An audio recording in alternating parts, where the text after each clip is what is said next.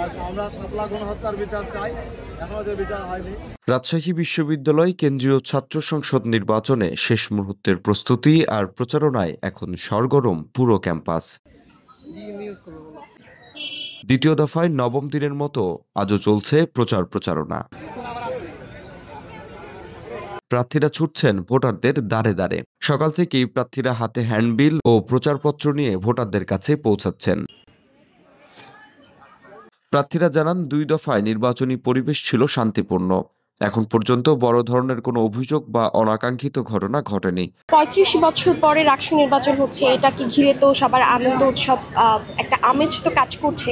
সেই সাথে যেটা হচ্ছে, আমরা কিন্তু প্রথম ভোট দিচ্ছি, সেই সাথে আমরা প্রার্থীও। সেখান থেকে আমাদের ভোট আগে দেওয়ার তো কোনো অভিজ্ঞতা নেই, সব কিছুই নতুন। সব কিছু মিলিয়ে যেমন একটা এক্সাইটমেন্ট কাজ করছে, আবার ভীতিও কাজ করছে। যত সময় ঘনিয়ে আসছে সবার কাছে পৌঁছানোর চেষ্টা করছি। রাষ্ট্র কোনো প্রশাসনিক পদ নয়, আর আমার কোনো এখতিয়ারও নাই, তো সেই জায়গা থেকে চেষ্টা করা ছাড়া আর কোনো উপায় নাই। তো আমি আমার সর্বোচ্চটা দিয়ে চেষ্টা করে যাব এবং রাষ্ট্রের গঠনতন্ত্র যেই কাজগুলো আমাকে করতে দিয়েছে আমি সেই কাজগুলো সর্বোচ্চ করব। বৃহস্পতিবার ভোট গ্রহণকে সামনে রেখে প্রায় সব প্রস্তুতি সম্পন্ন করেছে বিশ্ববিদ্যালয় প্রশাসন। সোমবার বিকেলে বিশ্ববিদ্যালয় প্রশাসন ভবনে রাকসু নির্বাচনের নিরাপত্তা ব্যবস্থা নিয়ে আইন শৃঙ্খলা রক্ষাকারী বাহিনীর বিভিন্ন সংস্থার সঙ্গে এক বৈঠক অনুষ্ঠিত হয়। বৈঠক শেষে রাজশাহী মেট্রোপলিটন পুলিশের কমিশনার মোহাম্মদ আবু সুফিয়ান জানান, নির্বাচনকে কেন্দ্র করে ক্যাম্পাসে মোতায়েন থাকবে ২,০০০ পুলিশ সদস্য, ১২ প্লাটুন র্যাব ও ৬ প্লাটুন বিজিবি। নির্বাচনের দিন থাকবে ৩ স্তরের নিরাপত্তা বেষ্টনী। ২,০০০-এর মতো আমরা পুলিশের ডেপ্লয়মেন্ট থাকবে আমাদের মেট্রোপলিটন পুলিশের পক্ষ থেকে। এর পাশাপাশি বিজিবি থাকবে, ৬টা প্লাটুন থাকবে, র্যাবের ১২টা প্লাটুন থাকবে। তো এগুলো আমরা পালাক্রমে বিশেষ করে বিজিবি এবং র্যাব ওনারা পেট্রোলে থাকবে, কিছু কিছু গুরুত্বপূর্ণ পয়েন্ট ওনারা থাকবে।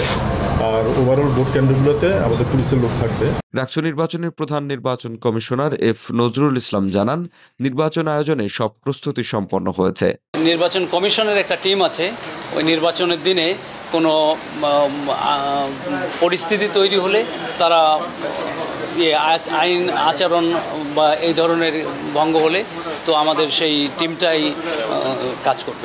১৭টি হলের জন্য ৯টি ভবনে প্রস্তুত করা হয়েছে ১৭টি ভোট কেন্দ্র। তৈরি হচ্ছে ৯৯০টি বুথ।